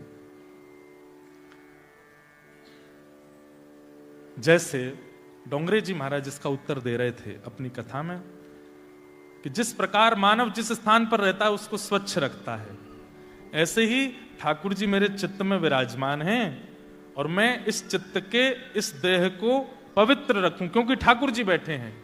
इस भाव से देह से मलमूत्र आदि का परित्याग करना कि ठाकुर जी चित्त में बैठे हैं, इसमें अशुद्धि ना रहे, उसी से गुप्त इंद्रिय से भजन हो जाएगा। सर्वांगीण इंद्रिय हर दिन, अरे कहां तक कहें, शौच जाना भी एक प्रकार से भजन हो जाएगा। आप सुबह उठ करके जलपान करके विचार करते हैं कि मेरे चित्त में राधा रमण जी रहते हैं। तन तो मंदिर है, तन तो मंदिर है, मन है वृंदावन, मन के वृंदावन में बसे हैं श्री राधा रमन। वासना को छोड़ तू भक्ति पथ पे चल, वासना को छोड़ तू भक्ति पथ पे चल। वासना में क्यों पड़े आरती सजल, वासना मरे नहीं।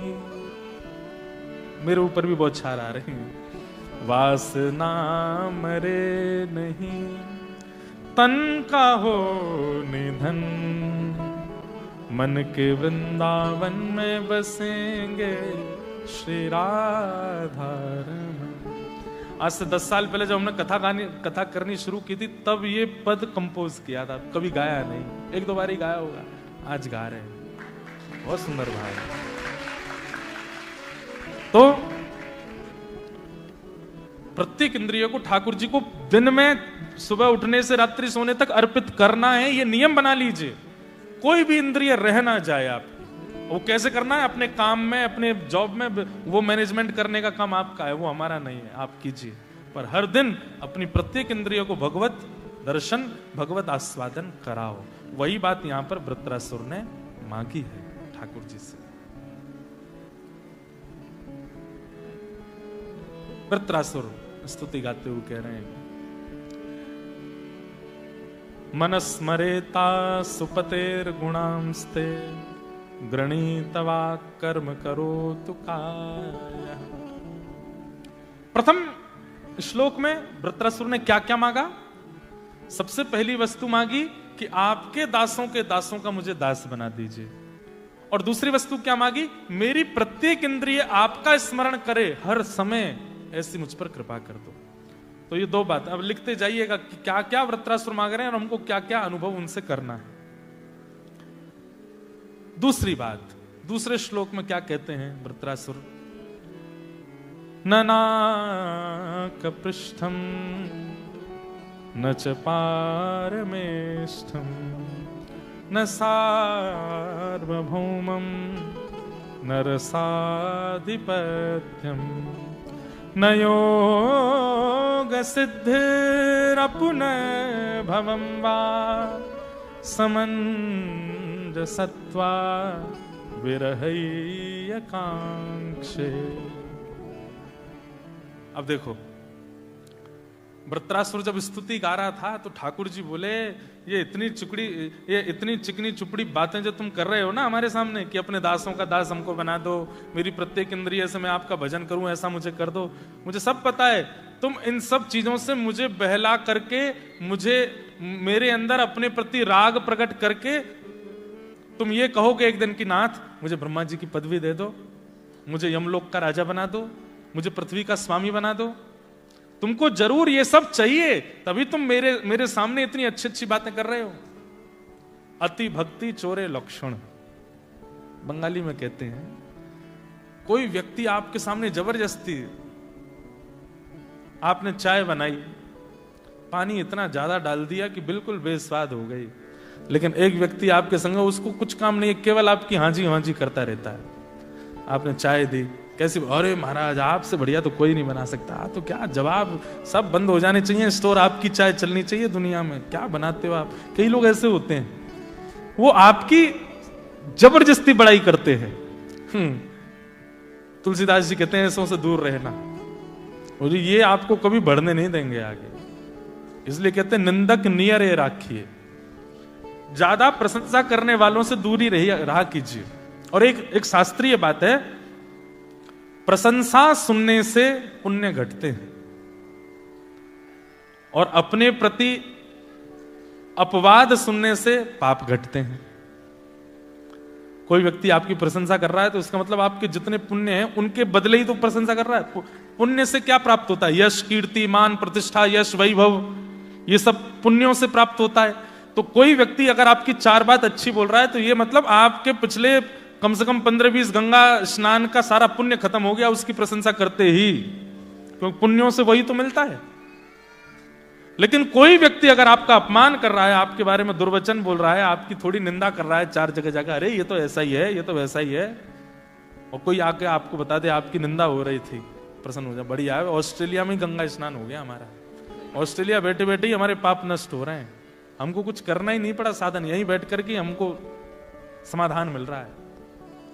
ज्यादा अपनी प्रशंसा सुनने की इच्छा मत रखिए और ज्यादा प्रशंसा करने वाले से थोड़ा दूर रहिए। लेकिन एक मुझे लीला याद आई है। गुरु के प्रति शिष्य को ऐसा होना चाहिए, क्या गुरु जी कहें हां तो हां, गुरु जी कहें ना तो ना, वहां पर यह संबंध चल जाएगा। और संसार में ये नहीं निभाना चाहिए कि जबरदस्ती किसी के। अच्छा, दूसरी बात यह भी तो है कि संसार में आप हाजी हाजी क्यों कर रहे हो? क्योंकि आप उससे कुछ चाहते हो, गुरु से आप कुछ नहीं चाहते, वहां आपको करना ही चाहिए। तो वृंदावन में एक महापुरुष थे, उनके एक सेवक रहते थे। तो वो सेवक गुरु जी की बात के ऊपर अपनी बुद्धि लगाते ही नहीं थे, गुरु जी जो कहते हैं वही है। तो किसी ने गुरुजी से कहा कि गुरुजी जमुना जी में बहुत बाढ़ आ गई है। तो गुरुजी ने अपने चेला से कहा, चेला राम तुम सुबह गए थे, जमुना जी में बाढ़ आ गई है क्या? बोले हाँ बहुत बाढ़ आ गई है, सारे दुकानें बह गई, घर बह गए, लोग बाग सब बह के चले गए, जमुना जी पूरी अथाह हो गई है, राधा रमन जी तक जल आ गया, राधा वल्लभ जी तक पहुंच गया, बिहारी जी की दहली आने छूने वाली आदि आदि। तो गुरुजी बोले इतनी बाढ़ आ गई? इतना जल भर गया, हमने तो इतना जल तो नहीं सुना कि बिहारी जी तक पहुंच जाए। इतने में बाहर से कोई व्यक्ति आया, तो गुरुजी बोले, क्यों भाई, जमुना जी में बहुत बाढ़ आ गई है? बोले, नहीं, वहां तो धूल उड़ रही है वहां तो गुरुजी ने चेला को बोला, ए तुम कह रहे थे कि जमुना जी में बाढ़, ये तो कह रहे हैं कि वहां धूल उड़ रही है। बोले, झूठ बोल रहे हैं, धूल उड़ रही है, जमुना जी में बाढ़ आई है।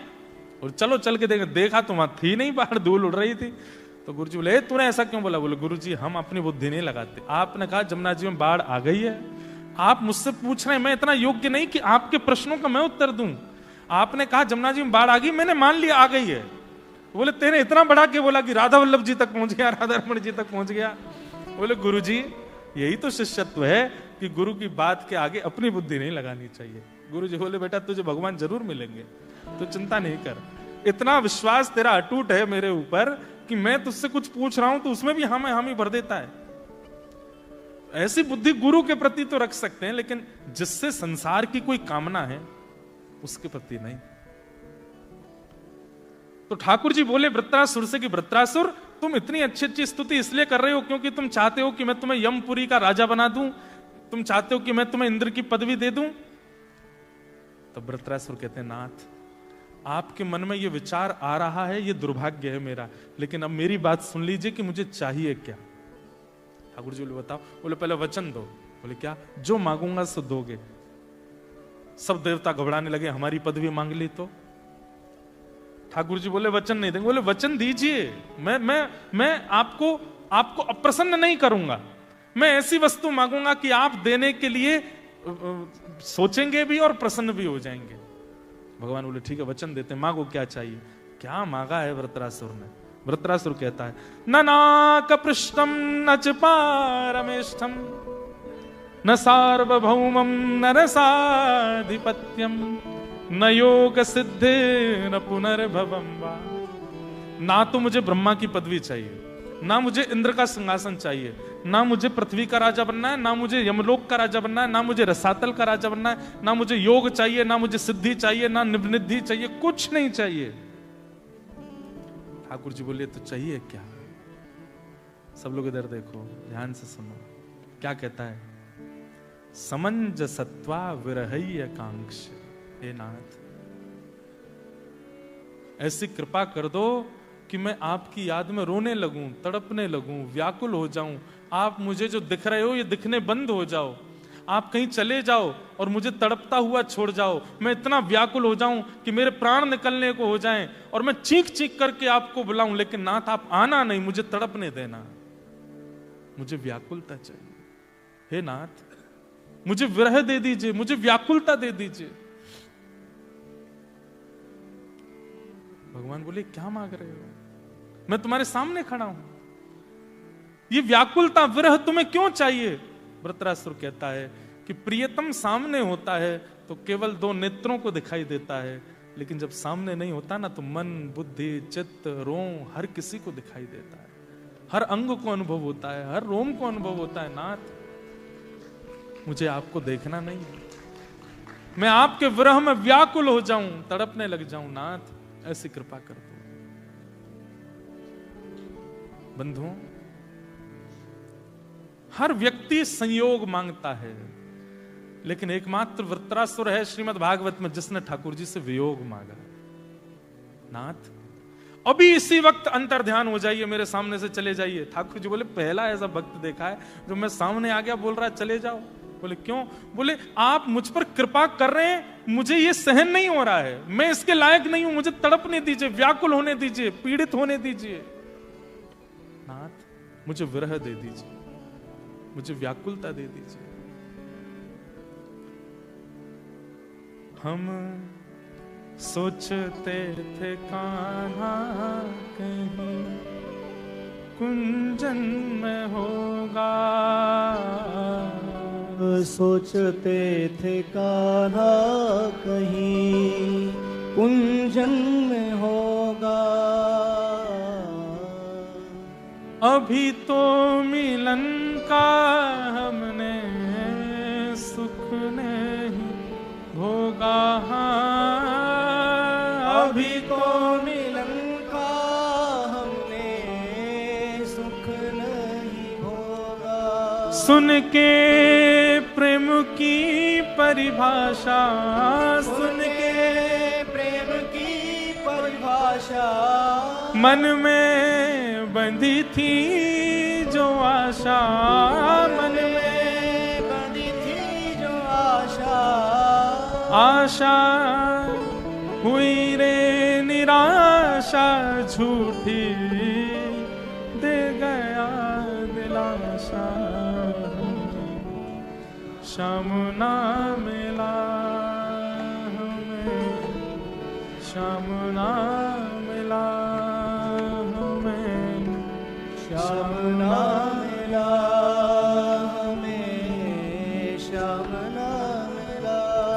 हे सुन राधिका दुलारी, सुन राधिका दुलारी, तेरे द्वार का भिखारी, तेरे द्वार का भिखारी, तेरे श्याम का पुजारी, एक पीड़ा है हमारी, हमें श्याम ना मिला हमें, श्याम ना मिला हमें, श्याम ना मिला हमें, श्याम ना मिला। विरह, व्याकुलता, मुझे यही चाहिए नाथ और कुछ नहीं चाहिए। बंधुओं एक बात बताएं आपको, जब व्यक्ति ठाकुर जी के प्रेम में रुदन करता है ना, उतना ही उसका चित्त पवित्र होता चला जाता है। जब उसके चित्त में व्याकुलता ठाकुर जी के प्रति होती है, उतना ही पवित्र हृदय वो व्यक्ति हो जाता है। क्षमा कीजिएगा, भगवत विरह जिसके चित्त में नहीं है, भगवत व्याकुलता जिसके चित्त में नहीं है, खूब भजन करता है, खूब साधन करता है, नित्य तिलक धारण करता है, नित्य माला करता है, लेकिन कहीं ना कहीं उसकी वाणी में, उसके शब्दों में पवित्रता नहीं होगी, क्योंकि व्याकुलता चित्त में नहीं है, विरह चित्त में नहीं है। विरह, ठाकुर जी जिससे अतिशय प्रेम करते हैं उसको विरह प्रदान करते हैं। और आज वृत्रासुर कह करके बोल रहा है ठाकुर जी से कि नाथ मुझसे दूर चले जाइए आप, मैं चाहता हूं कि आपको देखूं, आपको सुनूं, आपको पकड़ूं, आपके साथ रहूं, आपके चरण छूं, लेकिन इतना सामिप्य यदि मुझे मिल गया तो कहीं मैं प्रेम लक्षणा भक्ति से दूर ना हो जाऊं, इसलिए नाथ आप दूर चले जाओ और मुझे रोता बिलखता छोड़ दीजिए यहीं पर। अरे सूरदास, उनके पास नेत्र नहीं है, लेकिन ठाकुर जी जिस दिन प्रकट हो गए, सूरदास जी को नेत्र दे दिए। सूरदास जी ने ठाकुर जी के सर्वांगीण अंग का दर्शन किया। नेत्र मधुर हैं, नाक मधुर है, होठ मधुर है, कान मधुर है, हाथ मधुर, पैर मधुर, सर्वांगीण अंग का दर्शन करने के बाद सूरदास जी व्याकुल होकर के चरणों से लिपट गए और बोले नाथ अब एक वरदान और दे दीजिए। बोले क्या? मेरे नेत्रों को इसी वक्त फिर से अंधा कर दीजिए। नाथ मैं इतना सामिप्य सह नहीं पाऊंगा आपका, इतना संयोग मत दीजिए मुझको, मुझे फिर से विरह में छोड़ दीजिए, फिर से व्याकुल कर दीजिए, मैं रोता रहूं बस आपकी याद में। बंधुओं, ये विरह मांगा है किसने? वृत्रासुर ने। ठाकुर जी स्तब्ध हो गए वृत्रासुर की बात सुन के।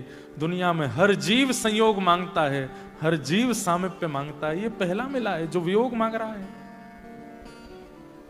अपनी आंखें छुपाने लगा, कहने लगा नाथ चले जाइए मेरे से दूर, मुझे रोने दीजिए, तड़पने दीजिए, व्याकुल होने दीजिए।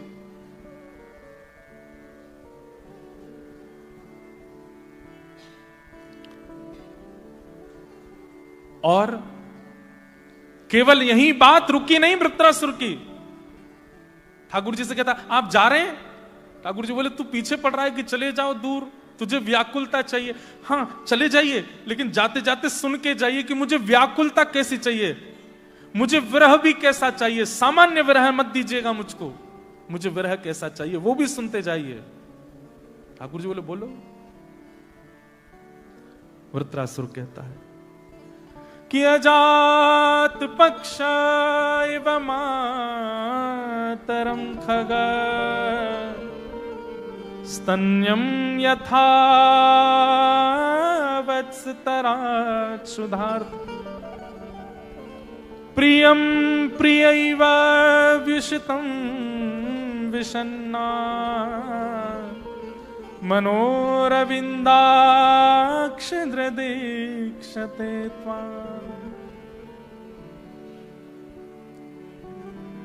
वृत्रासुर कह रहा है, नाथ चले जाइए, दूर चले जाइए मुझसे, मेरे नेत्र बहुत तड़प रहे हैं आपको देखने के लिए, पर आप दिख रहे हो, इनको दिखिए मत, तड़पने दीजिए, आप चले जाओ मुझसे दूर। और जाते जाते सुनते जाइए मुझे विरह कैसा चाहिए। जैसे एक अजात पक्षी जो अभी अभी जन्म लिया है, उसके पंख नहीं निकले हैं, वो अजात पक्षी पूरे दिन अपने घोंसले में रहता है और पूरे दिन किसकी प्रतीक्षा करता है? मेरी माँ आ रही होगी, मेरी माँ दाना लेकर के आ रही होगी, मेरी माँ मुझे मेरे पेट को बहुत तेज भूख लगी है। वो अपनी भूख सहता है, वो अपनी व्याकुलता सहता है और व्याकुल रहता है किसके लिए? माँ के लिए, कि मेरी माँ दाना लेकर के आएगी और जैसे चुगाएगी मेरा पेट भर जाएगा। तो जिस प्रकार वो पक्षी तड़पता है अपनी माँ के लिए, ऐसी मैं तड़पना चाहता हूं आपके लिए। लेकिन पक्षी को माँ मिल जाती है, आप मुझे मत मिलना, मुझे भूखा रहने देना नाथ, मत मिलना मुझे। ये एकमात्र भागवत में भक्त हुए हैं जिसने ऐसी वस्तु मांगी ठाकुर जी से। नाथ दूसरी बात सुनिए, बोले क्या? स्तन्यम यथा वत्सतरात् क्षुधार्था। जिस प्रकार गैया जब चरने के लिए वन में जाती है तो उसके छोटे छोटे बछड़ा बछिया वो गौशाला में बंधे बंधे बस उसी द्वार की ओर देखते रहते हैं, हमारी माँ कब आएगी, हमारी माँ कब आएगी, कब आकर के अपने थन से हमको दूध पिलाएगी। तो जिस प्रकार वो बछड़ा बछिया अपनी माँ के लिए तड़पते हैं नाथ, ऐसे ही मैं आपके लिए तड़पूं। पर शाम होते ही गाय तो वापस आ जाती है, बछड़ा बछिया को दूध पिला देती है, आप मुझे मत पिलाना, मुझे तड़पने देना। और अंतिम बात कहते हैं, प्रियम प्रियैव व्युषितं विषन्ना मनोरविन्दाक्षदृदीक्षते त्वाम्। जिस प्रकार प्रियतम परदेश चला जाए और उसकी नवविवाहिता प्रियतमा प्रतीक्षा करती है कि मेरे प्रियतम कब आएंगे, कब आएंगे, कब आएंगे, मुझसे कब मिलेंगे, कब मुझे अपने साथ ले जाएंगे।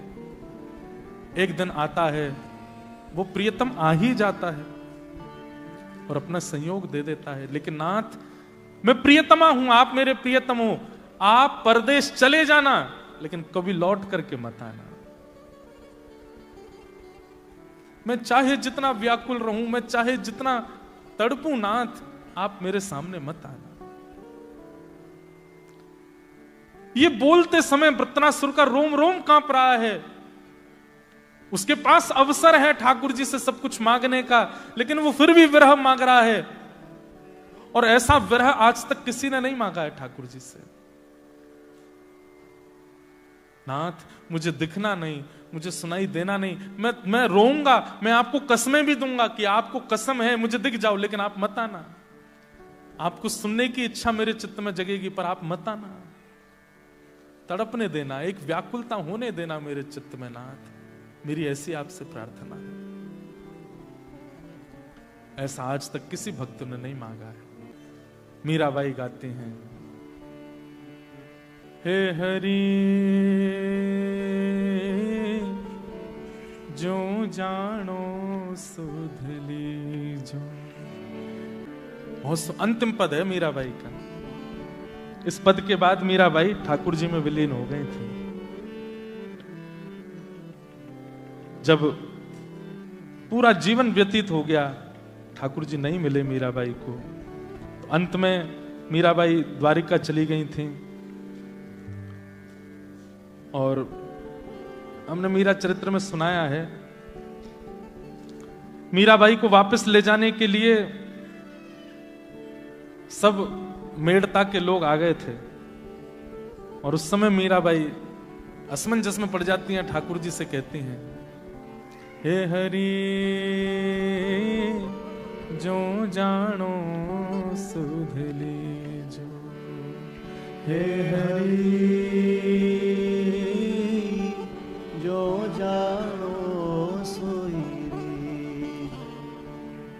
मीरा के प्रभु गिरधर नागर, मीरा के प्रभु गिरधर नागर, मीरा के प्रभु गिरधर नागर, मीरा के प्रभु गिरधर नागर, मिल बिछुरन मत दीजो, मिल बिछुड़न मत दीजो, हे हरि जो जानो सुध लीजो, हे हरि जो जानो सोई लीजो। ये अंतिम शब्द है मीराबाई का, मीरा के प्रभु गिरधर नागर मिल बिछुरन मत दीजो। मीराबाई कहती है, मैंने आज तक सब सहा, आपने जो जो मेरे साथ किया, जबरदस्ती घर के लोगों ने मेरा विवाह कराया, मैंने विवाह सहा। विवाह होने के कुछ दिन बाद ही मेरे पति की मृत्यु हो गई, मैंने वो भी सहा। पति के चले जाने के बाद अपने ससुराल के पक्ष की खूब पीड़ा सहन करी। ससुराल छोड़ करके मायके आ गई, मायके से वृंदावन आ गई, सब जगह ताने सहे, ना जाने लोगों ने क्या क्या कहा, सब सहा। नाथ, विरह की चरम स्थिति को पार हो गई हूं मैंने कभी जिद नहीं की कि आप मुझे मिलो। मुझे तो यही लगता था कि इतना विरह मेरे अंदर इसलिए है ताकि इस समय और पवित्र हो जाऊं, पर नाथ अब अति हो गई है। विरह अतीत को पार कर चुका है, अब आंसू सूख गए मेरे नेत्रों के, अब आपकी याद में आंसू नहीं आते हैं। अब कृपा करो, मिल बिछुड़न मत दीजो। ये शब्द जैसे ही कहा, देखते ही देखते शंख चक्र गदा पद्मधारी श्री ठाकुर जी सहरा पहन करके आए, दुल्हा बन करके आए। क्योंकि मीराबाई सदैव ठाकुर जी को दुल्हा रूप में ही देखती थी। दुल्हा रूप में ठाकुर जी आए और मीराबाई को अपने में विराजमान करके, आलिंगन करके, अपने श्री अंग में विराजमान करके श्री ठाकुर जी द्वारिकाधीश में विराजमान, द्वारिकापुरी में विराजमान हो गए। पुजारी दौड़े, कहते हैं कि पुजारियों को दिख रहा था कि मीराबाई विलीन हो रही है ठाकुर जी में। पुजारियों ने दौड़ करके मीराबाई की साड़ी का एक छोड़ पकड़ भी लिया था। आज तक कहते हैं कि बेट द्वारिका के द्वारिकाधीश के हृदय में वो छोड़ आज तक थोड़ा सा निकला हुआ है। मीराबाई ठाकुर जी में विलीन हो गए। बंधुओं, अंत में यही कहेंगे कि जब से भगवत प्राप्ति संभव है, तब से भगवत प्राप्ति संभव है, नियम से भगवत प्राप्ति संभव है, पर विरह से भगवत प्राप्ति निश्चित है, निश्चित है। पर कोई विरह सहे तो, किसी के चित्त में वो विरह आए तो। इसलिए हमने ये बात कही कि आप ऑस्ट्रेलिया वासी सौभाग्यशाली हैं। सौभाग्य इसलिए है क्योंकि आप धाम से दूर हो, आपको सहज विरह हो सकता है। और यही विरह की कामना यहां वृत्रासुर कर रहे हैं ठाकुर जी से। एक वत्स की तरह विरह हो, एक पक्षी की तरह विरह हो, और एक प्रियतमा की तरह विरह हो ठाकुर जी का। समंजसत्वा विरहय कांक्षे। किसको विरह नहीं हुआ? एक भक्त का नाम आप नहीं बता सकते जो भगवान का परम भक्त हो और उसके जीवन में कोई विरह ना आया हो, उसके चित्त में कोई विरह भावना ना दी हो। मैं कहता हूं कथा में कि आप हर साल वृंदावन जाते थे, लेकिन ऐसी कोई परिस्थिति आ गई कि 3-4 साल से लगातार वृंदावन नहीं जा पा रहे हो, तो आपके चित्त में ये भावना आने लगती है हमसे कोई अपराध हो गया, हमसे कोई दुर्भाव हो गया, ठाकुर जी हमको वृंदावन क्यों नहीं बुला रहे हैं। वास्तविकता यह है ठाकुर जी कुछ समय के लिए अभाव देकर के विरह दे रहे हैं। अब हमारी स्थिति देखो, जन्मे वृंदावन में, पले वृंदावन में, बड़े हुए वृंदावन में, नित्य वृंदावन का यश गाते रहते हैं, दुनिया में कथा करते हैं, पर महीनों महीनों वृंदावन नहीं जा पाते, महीनों महीनों तक ठाकुर जी का दर्शन नहीं कर पाते। कभी कभी मन में भाव आता है कि ठाकुर जी आपने कथा के लिए चुना तो, लेकिन वृंदावन से इतनी दूरी क्यों बनवा दी। लेकिन तब वृत्रासुर की बात पढ़ करके स्थिति लगती है कि लाला विरह होएगो तभी मेरो प्रेम गा पाएगो, विरह नहीं होगा, संयोग रहेगा तो प्रेम कैसे गाएगो। अति सामीप्य में दोष होने लग जाता है, इसलिए वृत्रासुर ने विरह की कामना की। कि अजात पक्ष मातरम खग स्तन्यम यथा वत्सतरा क्षुधार्था प्रियम प्रियैव व्युषितं विषन्ना मनोरविन्दाक्षद्रदीक्षते त्वाम्। विरह। प्रभु श्री राम ने राम कथा में एक ऐसा व्यक्ति है, एक ऐसा पात्र है जिसका नाम सब जानते हैं लेकिन जिसकी चरित्र को कोई नहीं जानता। राम जी को सब जानते हैं, भरत जी को सब जानते हैं, लक्ष्मण जी के भी भाव सब जानते हैं, पर शत्रुघ्न जी उनके भाव को सब नहीं पहचानते। हमारे दक्षिण भारत के एक महापुरुष हुए, उन्होंने वाल्मीकि रामायण पर टीका लिखी। टीका का मतलब क्या होता है? एक विषय पर अपने विचार, और वो विचार संभवतः सत्य ही होते हैं। वो लीला घटी होगी पर कोई वर्णन नहीं कर पाया। बहुत ध्यान से सुनिएगा। तो दक्षिण भारत के एक महापुरुष ने उस पर टीका लिखी और टीका में यह वर्णन किया कि राम जी की भक्ति कैसी है? सामान्य। भरत जी की भक्ति कैसी है? विशेष। लक्ष्मण जी की भक्ति कैसी है? बोले विशेषतर। और शत्रुघ्न जी की भक्ति कैसी? बोले विशेषतम। यहां पर उन्होंने अपनी टीका में ऐसी बात लिखी जिसको पढ़ करके सब विद्वानों के कान खड़े हो गए। बोले भाई, ऐसे कैरेक्टर का उजागर किया है रामचरितमानस के जिसको किसी ने देखा ही नहीं। शत्रुघ्न जी महाराज, आपने भी बस नाम ही सुना है, उनके बारे में ज्यादा देखा नहीं होगा। ना राम लीलाओं में दिखाया जाता, ना रामायण में दिखाया जाता, ना किसी चरित्र में इतना वर्णन किया जाता। पर देखो उनके साथ क्या हुआ। राम जी जब वन जाने के लिए तैयार हुए तो लक्ष्मण जी को सबसे पहले राम जी ने जाकर के कहा कि हम वन जा रहे हैं और हमारे पीछे से, अब देखो भरत और शत्रुघ्न ये दोनों नानी के घर गए हैं। सब लोग ध्यान से सुनना, ये तो नानी के घर गए हैं। तो बच्चे तुम माता पिता और पूरी अयोध्या का ध्यान रखना। पिताजी की आज्ञा है, मैं वन में जा रहा हूं। लक्ष्मण जी महाराज बोलते हैं, मैं कुछ कह सकता हूं? राम जी बोले, अब मेरी आज्ञा हो गई, अब तुम कुछ नहीं कह सकते।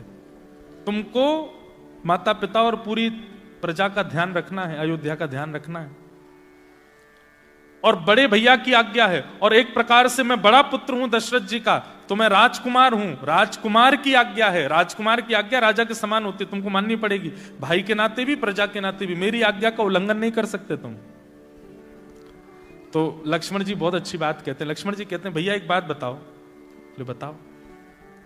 बोले आज्ञा का पालन देह का धर्म है कि आत्मा का धर्म है? बहुत ध्यान से सुनना। आज्ञा का पालन, कि राम जी कुछ बोल नहीं पाए। राम जी बोले, सुनो, चलो हमारे साथ। लक्ष्मण जी बोले, हाँ ये बात है ना। लक्ष्मण जी तुरंत गए, अपनी पत्नी को जाकर के समझा दिया, राम जी के साथ हो लिए। ये लक्ष्मण जी की भक्ति है। अब सोचो कैसी अद्भुत भक्ति है लक्ष्मण जी की। लेकिन लक्ष्मण जी की भक्ति भी विशेष बताई है। अब आते हैं श्री भरत जी। तो जब भगवान चित्रकूट पहुंच गए तो भरत जी गए। सावधानी से सुनना। तो भरत जी महाराज पहुंचे और भरत जी जाकर के राम जी के चरणों में प्रार्थना करते हुए बोले, भैया आप वन में आ गए राजा की बात मान करके, पिता की बात मान करके, और आप अभी मुझे बहुत ज्ञान उपदेश दे रहे हैं। सब लोग इधर देखो, ध्यान से थोड़ी देर सुनो। आज आज ही है मीट एंड ग्रीट वाला, आज ही है प्रोग्राम। आज कथा के बाद हम सबसे मिलेंगे। हाँ, सब लोग जितने भी लोग हैं, एक एक व्यक्ति हमसे मिल लेना, पर फोटो नहीं खिंचाना। फोटो जरूर खिंचवाते हैं लोग, उसमें बहुत टाइम जाता है। और खिंचवाना हो तो किसी को पहले ही कैमरा दे देना, बोले मेरा फोटो खींच लेना। हाँ, तो आज कथा के बाद में हम थोड़ी देर बैठेंगे, नीचे आ जाएंगे सबसे मिल के, सबसे जुल के, क्योंकि कल तो जैसे आराम होना है, तो इसलिए आज आप लोग बैठो, थोड़ी देर कथा सुनो, फिर सबसे मिलेंगे आनंद से। तो भरत जी की बात सुनो। भरत जी पहुंच गए, राम जी से जाकर के बोले आप वन में क्यों आ गए? बोले पिता आज्ञा। और पिता की आज्ञा मानना एक पुत्र का धर्म होता है। और दूसरी बात, राजा की आज्ञा मानना प्रजा का धर्म होता है। दशरथ जी राजा हैं, हम उनकी प्रजा हैं, हमको मानना चाहिए। पिता और राजा दोनों की आज्ञा हो जाए तब तो फिर कहना ही क्या, फिर तो करना ही चाहिए। तो भरत जी महाराज बोले पिताजी तो अब देह से चले गए, जिस देहधारी ने आज्ञा दी वो देह से तो चला गया, अब उसकी आज्ञा भी 90% तो चली गई। दूसरी बात, वही राजा थे तो राजा भी चला गया, तो दोनों की आज्ञा एक प्रकार से समाप्त जैसी हो गई है, तो आपको वापस चलना चाहिए। राम जी महाराज ने इस पर बहुत ज्ञान दे दिया, भले ही वो देह से नहीं है पर उनकी आज्ञा तो जीवंत तक रहेगी, उसका तो उनको पालन करना चाहिए। राजा की आज्ञा सर्वोपरि होती है। तो भरत जी महाराज बोले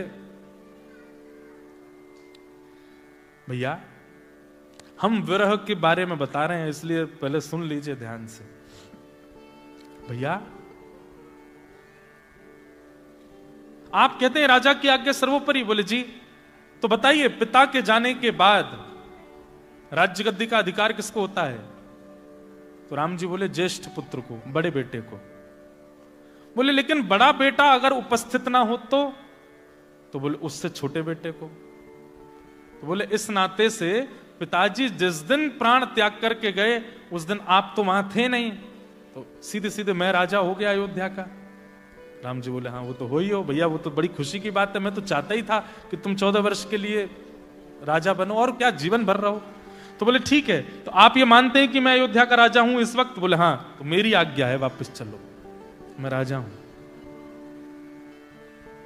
अभी अभी आपने पहले बहुत बखान कर चुके हो, आप राजा की आज्ञा, राजा की आज्ञा। लीजिए अयोध्या का राजा दशरथ कुल नंदन भरत आपको आज्ञा करता है, वापस चलिए। राम जी घबरा गए, अब क्या बोले, पहले ही आज्ञा पर इतना प्रवचन कर चुके थे, अब तो कुछ बोल नहीं सकते। वशिष्ठ जी ताली बजाने लगे, वाह वाह वाह वाह वाह, देखो ये भरत चेला है अपना, क्या बात कही है। गुरु जी ने भी मोहर लगाई, राम जी बात तो सही कह रहे हैं भरत जी।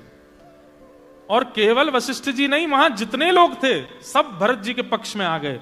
कहां तक कहें जो साथ निकले थे लक्ष्मण और सीता जी, वो भी भरत जी सही कह रहे हैं। अब हो गया वनवास जितने दिन का था, ठीक है, पिताजी की आज्ञा तो मानी ली, पूर्णता तो करी दी, अब चलो वापस। लेकिन तुरंत राम जी के नेत्र बंद हुए, राम जी को सबरी की याद आ गई। बोले वो कब से प्रतीक्षा कर रही है, मैं वापस चला जाऊंगा भरत तो सुखी हो जाएगा, अयोध्या के लोग तो सुखी हो जाएंगे, पर सबरी उसको सुख कैसे मिलेगा? फिर स्मृति आई जटायु की, उसका मुझे संस्कार करना है, वो कैसे संभव होगा? फिर स्मृति आई हनुमान जी की, उनको मिलना है, वो सुख कैसे होगा? फिर स्मृति आई लंका में बैठे हुए प्रतीक्षा कर रहे रावण के छोटे भ्राता विभीषण की, सब वानरों की, सुग्रीव की, बाली की, सब का स्मरण राम जी के चित्त में तो पूरी लीला थी ना।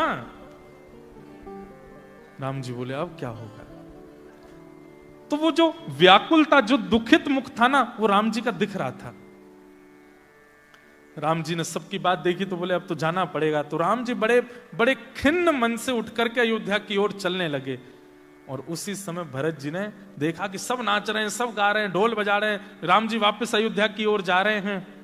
तभी भरत जी ने राम जी का मुख देखा, तो मुख पर थोड़ी सी व्याकुलता थी, विचलनता थी। तुरंत भरत जी ने राम जी को रोका, बोले सुनिए, मेरा प्रेम ऐसा नहीं कि मैं अपने सुख के लिए अपने स्वामी को दुखी करूं। हे नाथ, अगर अयोध्या जाने में केवल मेरा सुख पूर्ण होता है, आप सुखी नहीं है, तो आप मत जाइए, आप वन में ही रहिए। मैं आपको सुखी देखना चाहता हूं, अपने सुख के लिए आपको परेशान नहीं करूंगा। इसीलिए कहा गया कि रामचरित्र मानस में उद्धव जी और हमारी ब्रज की गोपियां, इन दोनों का प्रेम समान है। यही तो गोपियों ने किया। ठाकुर जी चले गए मथुरा, उद्धव जी जब समझाने के लिए गए गोपियों को, तो गोपियां उद्धव जी से कहती हैं, उद्धव हमें समझाओ मत, मथुरा वृंदावन से दूर नहीं है, हम चाहें तो दिन में 3 बार मथुरा जाकर के कृष्ण से मिलकर आ सकती हैं। अगर पैदल भी कोई चल करके मथुरा जाए तो 2 घंटे में मथुरा पहुंच जाएगा, 1.5 घंटे में मथुरा पहुंच जाएगा। ये तो मैं बहुत ज्यादा बता रहा हूं, और जल्दी पहुंच जाएगा। 7-8 किलोमीटर की दूरी है बस मथुरा की। उद्धव हम चाहें तो दिन में 3 बार मिलके आ सकती हैं कृष्ण से, वृंदावन से मथुरा कोई दूर नहीं है, लेकिन वर्षों से वृंदावन से गई नहीं है। क्यों? क्योंकि हमारा प्रेम ऐसा है, यदि हमारे श्याम सुंदर वहां सुखी हैं तो हम जाके उनको दुखी क्यों करें? हम तड़प रही हैं, हम रो रही हैं, हम व्याकुल हैं, हम उनको पुकार रही हैं, पर मिलने नहीं जाएंगी, क्योंकि हमारा प्रेम यह कहता है कि हम जिद नहीं करेंगे।